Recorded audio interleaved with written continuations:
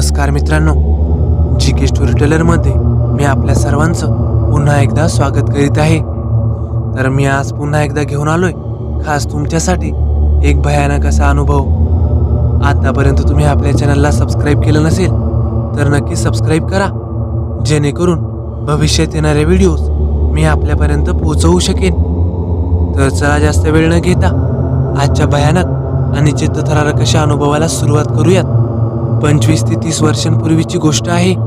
सोन्या, विन्या, रम्या असे 3 जिगरी मित्र होते। नुकतीच 10वी संपून सुट्ट्या लागलेल्या। आता कॉलेज सुरू होईपर्यंत त्यांना कसलेही काम वगैरे नव्हते।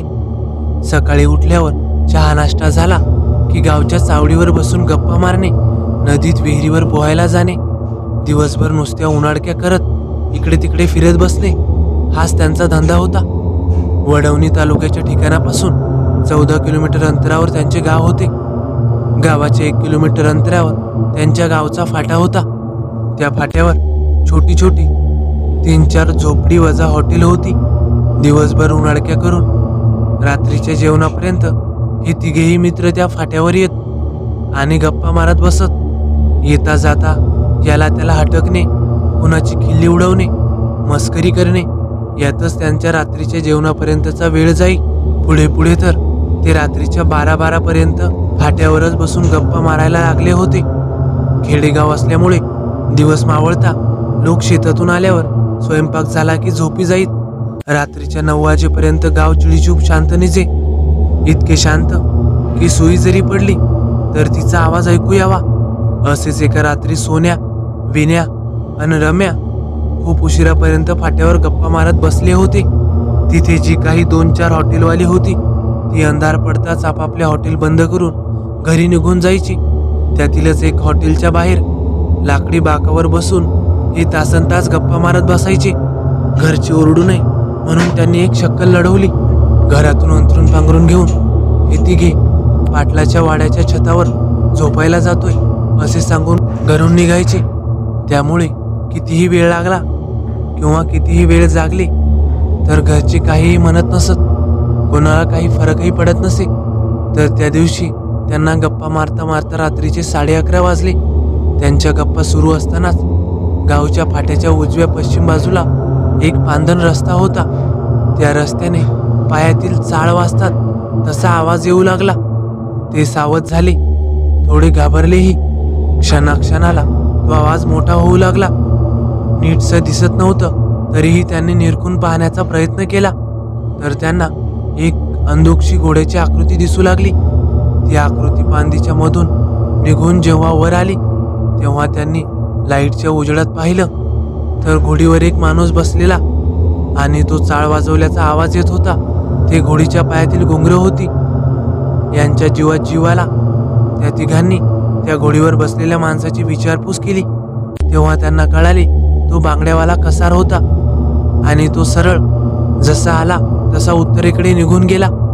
ते त्याला घोडीच्या पायातील घुंगरांचा आवाज बंद होईपर्यंत निरखून पाहत होते। त्यांनी एकमेकांकडे पाहिलं आणि मोठमोठ्याने एकमेकांची टर उडवत हसू लागले। खरी गंमत तर इथून पुढे आहे। दुसऱ्या दिवशी पुन्हा तसेच झाले।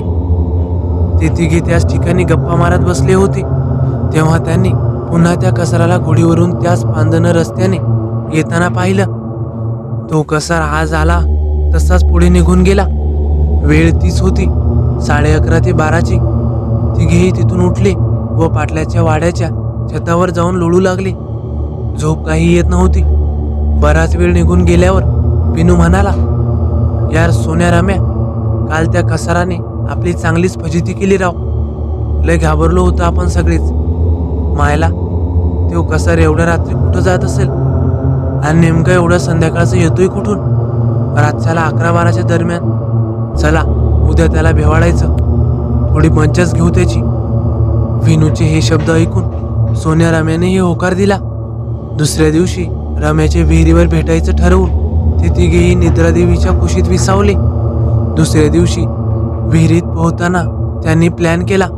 तिघांनीही रात्री पांढरी साडी घालून त्या कसाराला भीती दाखवायची आणि परत या वाटेने येऊ नको असे आदेश द्यायचे। पांढऱ्या साड्या कुठे भेटणार हा विचार तिघांच्याही मनात आल्यावर विनय म्हणाला, मी माझ्या आजोबाचे 2 पांढरे धोतर आणतो, बाकी एकाची तुमच्यातील एकाने सोय करा. आणि सगळं गाव चिडीचूप झाल्यावर रात्री 10 वाजता फाट्यावर जाऊन तयारी करूयात. तिघेही मोठ्याने हसत हसत घरी निघून गेले.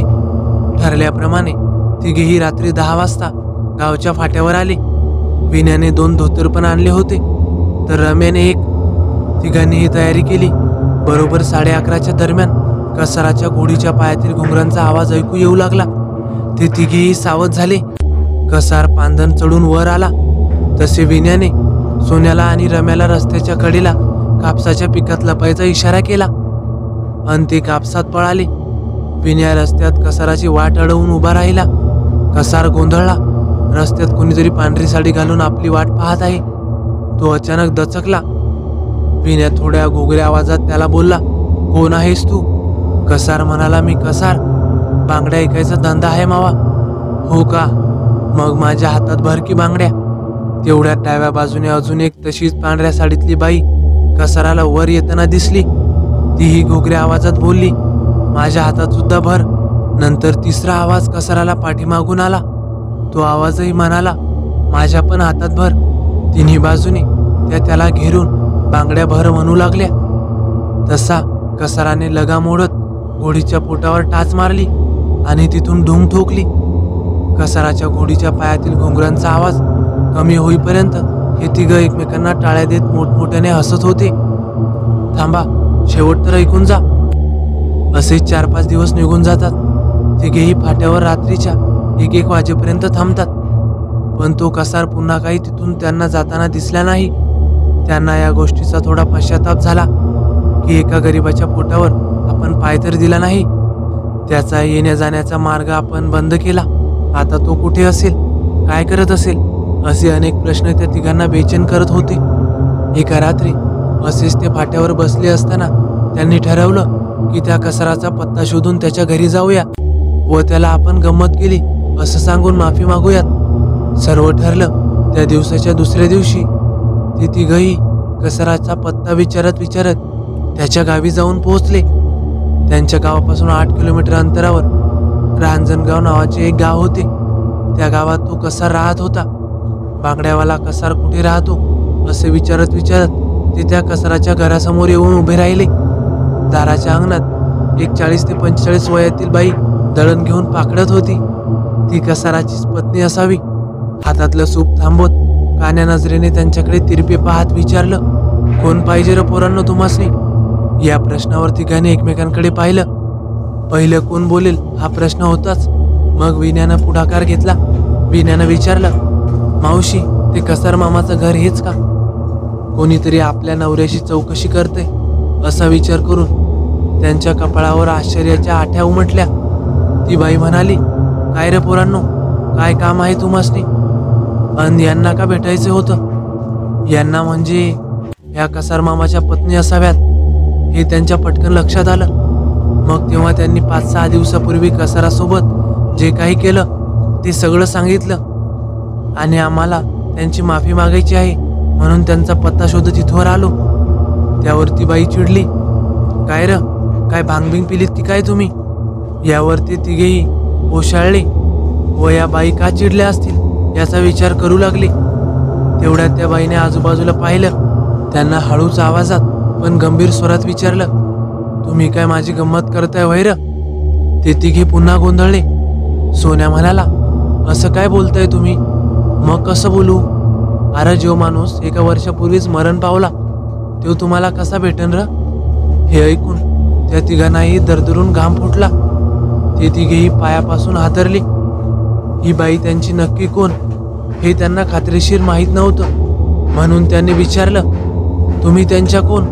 त्यावरती बाई पटकन पण रागात म्हणाली, त्यांची बायको आहे मी. तुम्ही आमची मस्करी करताय का मावशी? विनया म्हणाला. त्यावरती आणखी चिडली. हातातलं सूप बाजूला सारून ती उठली व विनयाच्या हाताला धरलं आणि ओढतच घरात नेलं. सोबत सोन्या आणि रम्याही आत आले. भिंतीकडे बोट दाखवत ती म्हणाली, हेच होते का ते? भिंतीवरचा कसाराचा फोटो पाहून त्यांनी डोळेच वटारले. भिंतीवर कसाराचा फोटो होता आणि त्यावर खाली मृत्यूचं साल लिहिलं होतं. कित्येक वेळ तसेच ते त्या फोटोकडे डोळे वटारून पाहत होते आणि त्यांना आता असे वाटत होते की फोटोतला कसार आपल्याकडे पाहून फिदी फिदी हसतोय की काय. विन्या, सोन्या आणि राम्या पुन्हा कधीही रात्याला गावच्या फाट्यावर गेली नाहीत. या घटनेला आज कितीतरी वर्ष लोटली गेलीत, पण कधी जरी ते भेटले आणि हा विषय निघाला तरी आजही त्यांच्या अंगावर काटा उभा राहतो.